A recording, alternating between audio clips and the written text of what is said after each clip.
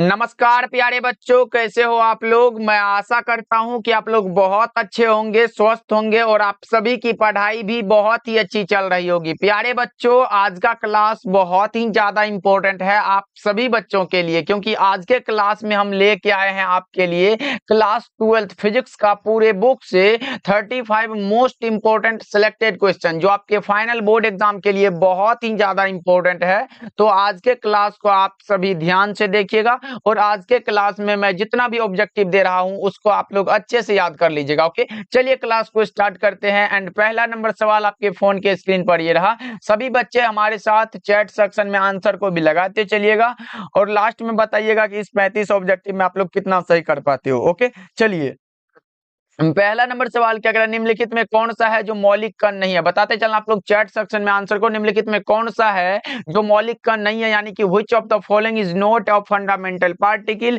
सभी बच्चे chat section में हमारे साथ आंसर को लगाते चलिए। देखिए पहला नंबर सवाल का जो आंसर है वो क्या होगा, तो हमारी ये अल्फा पार्टिकल जो ये फंडामेंटल पार्टिकल नहीं है, तो ऑप्शन नंबर सी बिल्कुल करेक्ट आंसर हो जाएगा। न्यूट्रॉन होता है, प्रोटॉन होता है, इलेक्ट्रॉन होता है, लेकिन जो नहीं होता वो हमारा कौन सा है, तो अल्फा पार्टिकल है। Correct answer option number C हो जाएगा। सभी बच्चे याद रखिएगा। चलिए दूसरा नंबर सवाल देखते हैं हम लोग क्या करें। दूसरा नंबर सवाल भी बहुत ही ज्यादा इंपॉर्टेंट है, आ चुका है आपके सामने। बता दो इसका सही जवाब क्या होगा। एक स्वस्थ व्यक्ति के लिए, क्या एक स्वस्थ व्यक्ति के आंख के लेंस की फोकस दूरी कितनी होती है। बहुत इंपॉर्टेंट है। एक होता है स्पष्ट दृष्टि की न्यूनतम दूरी और दूसरा पूछा जाता है आपके बोर्ड एग्जाम में की फोकस दूरी। तो दोनों को मैं बता दे रहा हूं। अगर आपसे पूछे कि स्पष्ट दृष्टि की न्यूनतम दूरी कितनी होती है, तो आपको याद रखना वो हमारा होता है 25 सेंटीमीटर। लेकिन अगर पूछे कि एक स्वस्थ व्यक्ति के आंख के लेंस की फोकस दूरी पूछे तो वो हमारा 2 सेंटीमीटर होता है। Correct answer option number B हो जाएगा। 2 का बी लगा रहे हो आप लोग, बहुत अच्छे। ऐसे ही आंसर लगाते चलना और सारे प्रश्नों का अच्छे से रिवीजन करते चलना। चलिए तीसरा नंबर सवाल को देखते हैं हम लोग क्या करें। आपके सामने ये रहा, बता दो इसका सही जवाब क्या होगा। सभी बच्चे बताएंगे प्रकाश वर्ष किस भौतिक राशि का मात्रक है। और ये प्रकाश वर्ष जो है आपके 2 नंबर में भी पूछा जाता है कि आप लोग प्रकाश वर्ष से क्या समझते हो। तो अगर आपके कॉपी में कहीं जगह है तो लिख लो, एक वर्ष द्वारा प्रकाश के द्वारा निर्वात में तय की गई दूरी को हम लोग प्रकाश वर्ष कहते हैं। अगर एक वर्ष का निकालते हो तो हमारा क्या होता है, 3 गुना 10⁸ मीटर प्रति सेकंड होता है प्रकाश का ये चाल जो होता है। तो इसको भी आप लोग याद रखिएगा। प्रकाश वर्ष किस भौतिक राशि का मात्रक होता है, तो वो डिस्टेंस का होता है। करेक्ट आंसर हो जाएगा 3 का ए बिल्कुल राइट आंसर हो जाएगा। सभी बच्चे याद रखिएगा, ये भी क्वेश्चन कई बार आपके बोर्ड एग्जाम में आ चुका है। चलिए फोर्थ नंबर सवाल को देखिए, मात्र 35 ऑब्जेक्टिव है। सारे बच्चे हमारे साथ लास्ट तक बने रहेंगे। देखिए चौथा नंबर सवाल क्या करा है, समांतर सतह वाली कांच की पट्टी की शक्ति कितनी होती है। बता दो समांतर सतह वाली कांच की पट्टी की शक्ति कितनी होती है, तो वो हमारा होता है 0। Correct answer option number B हो जाएगा। ओके, चलिए पांचवा नंबर सवाल को देखिए, ये रहा आपके सामने। बता दो इसका सही जवाब क्या होगा। पानी का परावैद्युत स्थिरांक कितना होता है। और ये क्वेश्चन बहुत इंपॉर्टेंट है, आपके बोर्ड एग्जाम में कई बार आ चुका है। पानी का परावैद्युत स्थिरांक कितना होता है, बता दो। Dielectric constant of water is कितना होता है, तो पानी का परावैद्युत स्थिरांक 80 होता है। राइट आंसर ये हो जाएगा। 5 का ए लगाने वाले बच्चे बहुत अच्छे हैं। ओके, चलिए 6 नंबर सवाल की ओर बढ़ते हैं। ये रहा आपके सामने 6 नंबर सवाल। दाता अपद्रव्य परमाणु की संयोजकता होती है कितनी होती है। दाता अपद्रव्य परमाणुओं की संयोजकता कितनी होती है। The valency of the donor impurity atom is कौन सा होगा, बता दो। 6 का राइट आंसर तो वो हमारा होता है 5 सी हो जाएगा। करेक्ट आंसर 6 का सी बिल्कुल करेक्ट आंसर हो जाएगा। बच्चा पार्टी ध्यान में रखिएगा, ये सारे प्रश्न आपके क्वेश्चन बैंक से सिलेक्ट किया गया है, जो आपको पता होगा कि क्वेश्चन बैंक कितना इंपॉर्टेंट होता है आपके बोर्ड एग्जाम के लिए। क्योंकि क्वेश्चन बैंक से कई सारे प्रश्न ऐसे होते हैं जो रिपीट करे जाते हैं आपके बोर्ड एग्जाम में। देखो हीरा का अपवर्तनांक करीब कितना होता है। हीरा का अपवर्तनांक जो होता है वो सभी पदार्थों के अपवर्तनांक से अधिक होता है, जिसका की मान होता है 2.42। ये हीरा का अपवर्तनांक जो है सभी पदार्थों का अपवर्तनांक से अधिक होता है, जिसका मान होता है 2.42। इसको आप लोग याद रखोगे। ओके, चलिए 8 नंबर सवाल को देखिए, ये रहा आपके सामने। और एक क्लास में ऐसा करेंगे कि सारे क्वेश्चन बैंक के जितने भी ऑब्जेक्टिव है 2009 से लेकर 2024 तक के सारे ऑब्जेक्टिव को एक क्लास में हम आपको देंगे, जिससे कि आपको रिवीजन में भी आपको हेल्प होगा और कभी कभी देखोगे तो आपका याद भी हो जाएगा। जैसे 10 दिन पे 15 दिन पे उसको रिवीजन करते रहना। देखो प्रकाश का वेग महत्तम होता है किसमें होता है, तो वो निर्वात में होता है, यानी कि in vacuum. Correct answer D होगा, ऑप्शन नंबर डी होगा। बच्चों याद रखिएगा। 9 नंबर सवाल देखिए, ये रहा आपके सामने। बता दो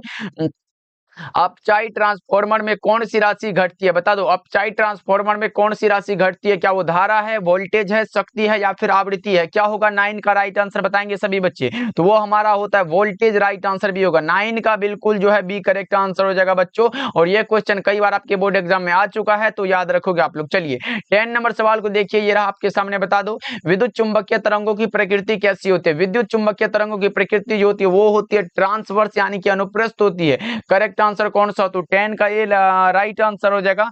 और जितने भी बच्चे हमारे साथ जुड़े हुए हैं, एक बार क्लास को सभी बच्चे लाइक कर दीजिएगा। ओके जी, सभी बच्चे एक बार क्लास को जरूर लाइक करिएगा बच्चा पार्टी, क्योंकि हम आपके लिए डेली क्लास देते हैं, तो आपका भी थोड़ा फर्ज बनता है क्लास को लाइक कर देना। ओके, चलिए 11 नंबर सवाल की ओर बढ़ते हैं। ये रहा आपके सामने। बता दो 11 नंबर सवाल का जवाब बताना, सभी बच्चे बताना फटाफट से चैट सेक्शन में कि देखो निकट दृष्टि दोष को दूर करने के लिए किस लेंस का यूज होता है? बता दो, बहुत आसान सा सवाल है लेकिन इंपॉर्टेंट बहुत है। निकट दृष्टि दोष दूर करने के लिए व्यवहार किया गया लेंस कौन सा होता है? निकट दृष्टि दोष के लिए हमारा कौन सा होता है? तो वो हमारा अवतल लेंस होता है। राइट आंसर कौन सा होगा? तो ए हो जाएगा। और उत्तल लेंस क्या होता है? ये दीर्घ दृष्टि दोष के लिए होता है। ये दीर्घ दृष्टि दोष के लिए क्या होता है? दूर करने के लिए होता है। तो इसको भी आप लोग याद रखिएगा, ये भी बहुत इंपॉर्टेंट है। चलिए अगले प्रश्न की ओर बढ़ते हैं। अगला प्रश्न देखिए आपके सामने, ये रहा 12 नंबर सवाल। इलेक्ट्रॉन वोल्ट इकाई होता है किसका? इलेक्ट्रॉन वोल्ट यानी कि ईवी के द्वारा हम लोग इसको डिनोट करते हैं। इलेक्ट्रॉन वोल्ट जो इकाई होता है वो होता है एनर्जी का। राइट आंसर सी हो जाएगा। ऑप्शन नंबर सी बिल्कुल राइट आंसर हो जाएगा बच्चा पार्टी, ध्यान में रखिएगा आप लोग। चलिए 13 नंबर सवाल देखिए क्या करें। आवेश का विमा क्या होता है? The dimension of charge is, आवेश का विमा क्या होता है? तो आई बराबर क्या होता है? तो क्यू बटा में टी फॉर्मूला पढ़े हो आप लोग। हम लोगों को चार्ज निकालना है ना, आवेश का पूछा गया, तो क्यू बराबर आप लिख सकते हो आई टी हो जाएगा, आई टी हो जाएगा। धारा को हम लोग एम्पियर लिखते हैं और टाइम तो टाइम ही रहेगा। तो ए टी कौन सा ऑप्शन में दिया गया? Option number A right answer है। 13 का ये बिल्कुल सही जवाब हो जाएगा। चलिए 14 नंबर सवाल देखिए, ये रहा आपके सामने। बता दो इसका सही जवाब क्या होगा? कैथोड किरणें क्या होती है? Cathode rays are group of electron. Right answer ये होगा 14 का सही जवाब हो जाएगा, क्योंकि कैथोड किरणें जो है वो इलेक्ट्रॉनों का समूह है। तो correct answer option number A बिल्कुल सही जवाब हो जाएगा। ओके, चलिए 15 नंबर सवाल देखिए, ये आपके सामने 15 नंबर सवाल। बता दो इसका सही जवाब क्या होगा? बताते चलेंगे। लोहा क्या होता है? लोहा होता है लौह चुंबकीय फेरोमैग्नेटिक। राइट आंसर सी होगा, लोहा लौह चुंबकीय होता है। ये सिंपल सा है, लोहा लौह चुंबकीय होता है। चलिए 16 नंबर सवाल देखिए, ये रहा आप सभी के सामने। बता देना इसका सही जवाब क्या होगा। इसको थोड़ा सा छोटा कर दिया जाए। ओके, अब बता दो इसका सही जवाब क्या होगा? 20 सेंटीमीटर, 20 सेंटीमीटर में दिया गया फोकस दूरी वाले उत्तल लेंस की क्षमता डायोप्टर में क्या होती है? आप लोगों ने दो फॉर्मूला पढ़ा है। पावर बराबर क्या होता है? एक तो हमारा क्या होता है 1 बटा में एफ होता है, और दूसरा कौन सा होता है? पी बराबर 100 बटा में एफ होता है। 100 बटा में एफ होता है। ये एफ क्या है? तो फोकस दूरी है। पी क्या है? तो पावर ऑफ लेंस है। अगर देखो, अगर ये दोनों में लेकिन लगा हुआ है, इसलिए अगर ये मीटर में हो तो ये इसका यूज करेंगे, और अगर चीजें अगर सेंटीमीटर में दिया गया हो तो इसका यूज करेंगे। तो देख लो यहाँ सेंटीमीटर में फोकस दूरी दिया गया है, तो आप कह सकते हो कि P बराबर 100 बटा में फोकस दूरी कितना? तो 20 है, तो 20 लिख लो। यहाँ से 20 पंचे का 100 होता है, तो 5 डायोप्टर किसमें दिया गया है? 5 डायोप्टर करेक्ट आंसर है। Option number B right answer हो जाएगा बच्चों, याद रखिएगा आप लोग। ओके, चलिए 17 नंबर सवाल को देखिए, ये रहा आपके सामने 17 नंबर सवाल। बता दो इसका सही जवाब क्या होगा? एमीटर का प्रतिरोध कितना होता है? एमीटर का प्रतिरोध कितना होता है? बता दो आप लोग, एमीटर का प्रतिरोध जो होता है वो कितना होता है? सभी बच्चे बताओ। अगर पूछे आदर्श एमीटर, देखो यहाँ पे दो चीजें पूछा जाता है। एक पूछा जाता है कि आदर्श एमीटर का प्रतिरोध कितना होता है। आदर्श एमीटर अगर आपके सामने रहे, आदर्श एमीटर अगर आपके सामने हो तो समझ लेना इसका जो होता है वो प्रतिरोध 0 होता है, इसका प्रतिरोध 0 होता है। लेकिन अगर सिर्फ एमीटर है तो वो बहुत कम होता है। सी ऑप्शन सही जवाब हो जाएगा। अगर आदर्श वोल्ट मीटर है, वोल्ट मीटर अनंत होता है, लेकिन एमीटर जो होता है वो बहुत कम होता है। राइट आंसर सी हो जाएगा। ओके, चलिए 18 नंबर सवाल देखिए आपके सामने, ये रहा। बता दो निम्नलिखित में कौन विद्युत चुंबकीय तरंग नहीं है? बता दो आप लोग, निम्नलिखित में कौन सा है जो विद्युत चुंबकीय तरंग नहीं है? यानी कि which of the following is not an electromagnetic wave? कौन सा होगा 18 का राइट आंसर? तो वो हमारा ध्वनि तरंग है। ऑप्शन सी राइट आंसर हो जाएगा, क्योंकि साउंड वेव जो होता है वो क्या होता है? विद्युत चुंबकीय तरंग नहीं होता। Option number C right answer है। 19 नंबर सवाल देखिए आपके सामने ये रहा। बता दो इसका सही जवाब क्या होगा। इसका सही जवाब बता दो, निम्नलिखित में किस राशि का मात्रक वोल्ट प्रति मीटर होता है। और यह क्वेश्चन आपके बोर्ड एग्जाम में कई बार आ चुका है, तो इसको ध्यान में रखिएगा। वोल्ट प्रति जो मीटर होता है वो होता है विद्युतीय क्षेत्र का। ऑप्शन नंबर डी बिल्कुल सही जवाब हो जाएगा, इसको भी आप लोग याद रखिएगा। और E बराबर एफ बटा में क्यू, ये फॉर्मूला भी होता है, इसको भी आप लोग याद रखिएगा। चलिए 20 नंबर सवाल देखिए, ये रहा आपके सामने, बता देना इसका सही जवाब। पी टाइप अर्धचालक के लिए ये तो मैं दोनों बता चुका हूं। अगर आपके सामने रहे एन टाइप, अगर एन टाइप वाला बात हो और एक क्या होता है तो पी टाइप होता है, तो दोनों के लिए मैं बता चुका हूं पी टाइप होगा यहाँ पे। पी टाइप के लिए हमारा क्या होता है तो होल यानी कि छिद्र होता है, और एन टाइप के लिए क्या होता है तो इलेक्ट्रॉन होता है। ये मैं बता चुका है, तो आपको याद रखना है। पी टाइप के लिए होल यानी कि छिद्र हो जाएगा करेक्ट आंसर। 20 का बी राइट आंसर है। 21 नंबर सवाल देखिए आपके सामने ये रहा, बता दो इसका सही जवाब क्या होगा। नमन कोण का मान उत्तरी ध्रुव से विषुवत रेखा की ओर जाने पर क्या होता है, बता दो 21 का राइट आंसर सभी बच्चे। 21 का सही जवाब बताना। नमन कोण का मान उत्तरी ध्रुव से विषुवत रेखा की ओर जाने पर क्या होता है, स्थिर रहता है, बढ़ता है, घटता है, पहले बढ़ता है या फिर घटता है, क्या होता है। 21 का राइट आंसर बताएंगे। 21 का जो करेक्ट आंसर है वो हमारा होगा, ये क्या होता है, नमन कोण का मान उत्तरी ध्रुव से विषुवत रेखा की ओर जाने पर घटता है। अगर पूछे विषुवत रेखा पर नमन कोण का मान कितना होता है, विषुवत रेखा लगा रहे तो 0 डिग्री लगाइएगा, और सिर्फ अगर पूछे नमन कोण का मान कितना होता है तो आप 90 डिग्री लगा सकते हो, अन्यथा करेक्ट आंसर सी हो जाएगा। ओके, चलिए 22 नंबर सवाल देखिए आपके सामने ये रहा, बता देना इसका सही जवाब क्या होगा। प्रकाश के रंग का क्या कारण क्या होता है, इसका फ्रीक्वेंसी होता है, इसका आवृत्ति होता है। राइट आंसर ये हो जाएगा। 23 नंबर सवाल ये रहा आपके सामने, बताना इसका सही जवाब क्या होगा। किसी बिंदुवत स्रोत से परिमित दूरी पर तरंगाग्र कैसा होता है, किसी बिंदुवत स्रोत से परिमित दूरी पर तरंगाग्र जो होता है वो कैसा होता है। 23 का करेक्ट आंसर क्या लगाओगे, गोलाकार होता है। Option number A right answer है। 23 का ए सही जवाब हो जाएगा, और ये 2022 के बोर्ड एग्जाम में भी आया हुआ क्वेश्चन है, तो इसको आप लोग ज्यादातर ध्यान में रखिएगा। ओके, चलिए अगले प्रश्न की ओर बढ़ते हैं। 24 नंबर सवाल है, आवेश के पृष्ठ घनत्व का मात्रक क्या होता है। आवेश के पृष्ठ घनत्व का पूछा गया है। पहले तो हमारा होता है आवेश का रैखिक घनत्व, उसके बाद होता है आवेश का पृष्ठ घनत्व, और दूसरा होता है, तीसरा होता है आवेश का आयतन घनत्व। आवेश के रैखिक घनत्व के लिए होता है कूलम प्रति मीटर होता है, और आवेश के पृष्ठ घनत्व के लिए कूलम प्रति मीटर स्क्वायर होता है, और आवेश के आयतन घनत्व के लिए कूलम प्रति मीटर क्यूब होता है। इसको भी आप लोग याद रखिएगा, या फिर इसको आप लोग ऐसे भी लिख सकते हो, इसको अगर ऊपर करना चाहते हो तो कूलम प्रति मीटर इनवर्स हो जाएगा। इसके लिए अगर पृष्ठ के लिए पूछे तो 2 हो जाएगा, और आयतन के लिए 3 हो जाएगा। बस ऐसा होता है। तो किसके लिए, आप पृष्ठ घनत्व के लिए तो बी वाला लगा लो, cm स्क्वायर सेंटीमीटर इनवर्स 2 हो जाएगा। Correct answer option number B होगा। सेंटीमीटर नहीं है, ये कूलम मीटर है, तो इसको भी आप लोग याद रखिएगा, सेंटीमीटर नहीं है। चलिए अगले प्रश्न की ओर बढ़ते हैं। 25 नंबर सवाल क्या करा है, सूर्य के प्रकाश का स्पेक्ट्रम कैसा होता है, तो ये हमारा क्या होता है, सतत होता है, कंटिन्यूअस होता है। राइट आंसर ये होगा।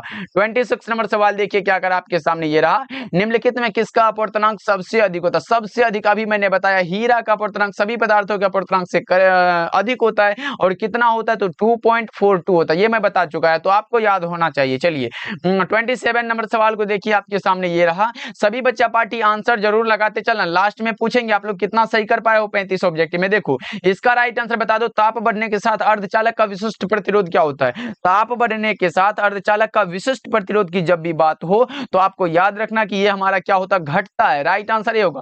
अगर ये अर्धचालक नहीं चालक होता तो बढ़ता, लेकिन यहाँ अर्धचालक है तो घटेगा। चलिए अगले प्रश्न की ओर बढ़ते। 28 नंबर सवाल है, पृथ्वी के चुंबकीय ध्रुव पर, अब तो 90 डिग्री आप आंख बंद करके लगा सकते हो, पृथ्वी के चुंबकीय ध्रुव पर नमन कोण का मान जो होता है वो 90 डिग्री होता है। सी हो जाएगा correct answer. Option number C correct answer है। चलिए 29 नंबर सवाल देखिए क्या करें, अनुचुंबकीय पदार्थ की प्रवृत्ति कैसी होती है। अनुचुंबकीय पदार्थों की प्रवृत्ति जो होती है वो कैसी होती है। 29 का राइट आंसर हमारा होगा वो होगा कांस्टेंट होती है। क्या कांस्टेंट होता है, तो इसको भी आप लोग याद रखिएगा। ओके, चलिए अगले प्रश्न के बढ़ते हैं। 30 नंबर सवाल एंड 5 और बचा है क्वेश्चन आपके सामने है, जब किसी वस्तु को आवेशित किया जाता है तो उसका द्रव्यमान क्या होता है। जब किसी भी वस्तु को हम लोग चार्ज करेंगे तो उसका द्रव्यमान क्या होगा, तो वो बढ़ता और घटता दोनों है। करेक्ट आंसर डी होगा। क्या 30 का डी बिल्कुल राइट आंसर है। चलिए अगले प्रश्न की ओर बढ़ते हैं। 31 नंबर सवाल आपके सामने है, फैक्स का अर्थ क्या होता है। FAX होता है, उसका अर्थ होता है फैक्सिमाइल टेलीग्राफी। राइट आंसर भी होगा। 31 का भी बिल्कुल सही जवाब हो जाएगा बच्चों। तो याद रखिएगा ये फैक्स ऐसे करके होता है, इंग्लिश में भी रह सकता है, FAX होता है, इसको भी आप लोग याद रखिएगा। चलिए 32 नंबर सवाल को देखिए, ये रहा आपके सामने, नाभिकीय अभिक्रिया में संरक्षित भौतिक राशियां कौन कौन से होते हैं? नाभिकीय अभिक्रिया में संरक्षित जो भौतिक राशियां होते हैं वो होते हैं कुल आवेश भी होते हैं, रेखीय संवेग भी होते हैं और कोणीय संवेग भी होते हैं। इनमें से सभी हो जाएगा। Right answer option number D, उपरोक्त सभी सही जवाब हो जाएगा। ओके, चलिए 33 नंबर सवाल को देखते हैं। आपके सामने ये रहा, बताना इसका सही जवाब क्या होगा। इसका सही जवाब बताएंगे, प्रकाश तंतु संचार निम्न में से किस घटना पर आधारित है? देख सकते हो कितना इंपॉर्टेंट क्वेश्चन आपके सामने है। प्रकाश तंतु संचार यानी कि ऑप्टिकल फाइबर जो होता है वो किस संचार पर आधारित होता है? सभी बच्चे बता दो, आप लोग फटाफट से बता दो। प्रकाश तंतु संचार निम्न में से किस घटना पर आधारित होता है? टोटल इंटरनल रिफ्लेक्शन पर। राइट आंसर ये होगा। 34 नंबर सवाल ये रहा आपके सामने, बता दो इसका सही जवाब क्या होगा। एक संयुक्त सूक्ष्मदर्शी, यहाँ पे कंपाउंड माइक्रोस्कोप है, उसके अभिदृक्षक लेंस से बना हुआ प्रतिबिंब कैसा होता है? एक होता है सिंपल माइक्रोस्कोप एंड दूसरा होता है कंपाउंड माइक्रोस्कोप। लेकिन यहाँ पूछा कि कंपाउंड माइक्रोस्कोप के लेंस अभिदृक्षक लेंस से कैसा प्रतिबिंब बन सकता है, ये बताना है आपको। ये बनता है वास्तविक और बड़ा। करेक्ट आंसर सी हो जाएगा। ऑप्शन नंबर सी बिल्कुल करेक्ट हो जाएगा। चलिए याद रखिएगा, बहुत इंपॉर्टेंट क्वेश्चन है। चलिए अगले प्रश्न की ओर बढ़ते हैं एंड आज के क्लास का ये लास्ट सवाल है, बताएंगे सभी बच्चे फटाफट से। सभी बच्चे बता दो क्या होगा इसका सही जवाब, एक बार चैट करके फटाफट से बता दो। विद्युत हीटर में जिस तत्व का व्यवहार किया जाता है वो कौन सा होता है? विद्युत हीटर में जिस तत्व का व्यवहार करते हैं वो हमारा नाइक्रोम होता है। तो करेक्ट आंसर डी होगा। ऑप्शन नंबर डी बिल्कुल सही जवाब हो जाएगा। लगा लो आप लोग और अच्छे से याद रखिएगा, विद्युत हीटर में जिस तत्व का व्यवहार करते हैं वो हमारा नाइक्रोम होता है। The element used in electric heater is कौन सा? तो nichrome correct answer. Option D बिल्कुल करेक्ट आंसर है, क्योंकि आज के क्लास में हिंदी और इंग्लिश दोनों मीडियम वालों के लिए था, तो बहुत ही इंपॉर्टेंट क्लास था। बच्चों इन सारे प्रश्नों को जरूर याद करके रखिएगा, फिर अगले क्लास में होगा तो इसका टेस्ट भी ले लिया जाएगा, इसलिए सारे बच्चे याद कर लीजिएगा।